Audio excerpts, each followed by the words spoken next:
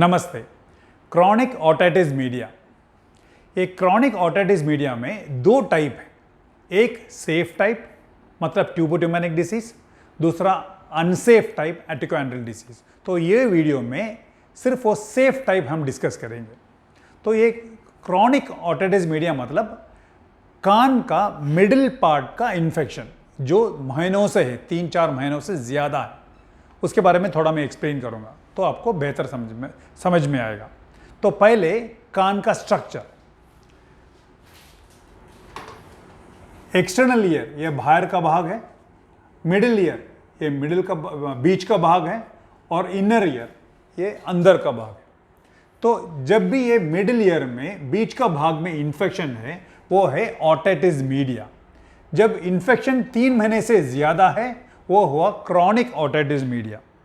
तो नाक के पीछे से एक ट्यूब है जो सीधा जाके कान में कनेक्ट होता है, वो है यूस्टेशियन ट्यूब। तो कान का पर्दा इधर आएगा, जैसे आप नेक्स्ट पिक्चर में देखेंगे ये कान का पर्दा है।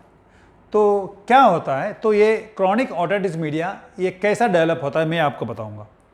ये जब भी इन्फेक्शन है तो इधर से इन्फेक्शन स्टार्ट होके कान में जाने का चांसेस है। कान के अंदर जाके इन्फेक्शन ऐसा फॉर्म होता है। तो जब ठीक से दवाई नहीं मिला, नहीं तो ऑर्गेनिज्म का विरुलेंस ज़्यादा है, तो इधर छोटा सा एक छेद हो जाता है। छेद होके वहाँ से कान से पीप निकलता है, पस निकलता है। अगर जो ये छेद छोटा है और ट्रीटमेंट भी ठीक हुआ तो ये छेद अपने आप बंद हो जाएगा। अगर तो ये ट्रीटमेंट ठीक नहीं हुआ, विरुलेंस ज़्यादा है और बार बार इन्फेक्शन आ रहा है, तो ये छेद नहीं जाएगा और बड़ा होते जाएगा, ऐसा बन जाएगा। ये रियल पिक्चर है। तो इसमें बार बार ईयर इन्फेक्शन आने का चांसेस ज़्यादा है। तो ये जो इन्फेक्शन है नाक के अंदर से भी आ सकता है और कान के बाहर से भी हो सकता है। तो बार बार इन्फेक्शन आने का चांस है। तो पेशेंट का 2 मेन कंप्लेंट रहेगा। एक वो बताएंगे कि बार बार कान से पीप निकल रहा है। दूसरा, पहले थोड़ा कान में कम सुनते थे, अभी वो प्रॉब्लम बढ़ता जा रहा है, हियरिंग लॉस है उनको। ये 2 कंप्लेंट।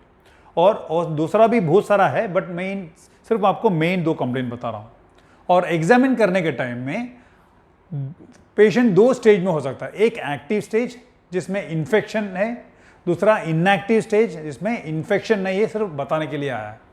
तो अगर जो पेशेंट इन्फेक्शन स्टेज में है तो जब हम देखेंगे तो कान के अंदर पीप दिखेगा।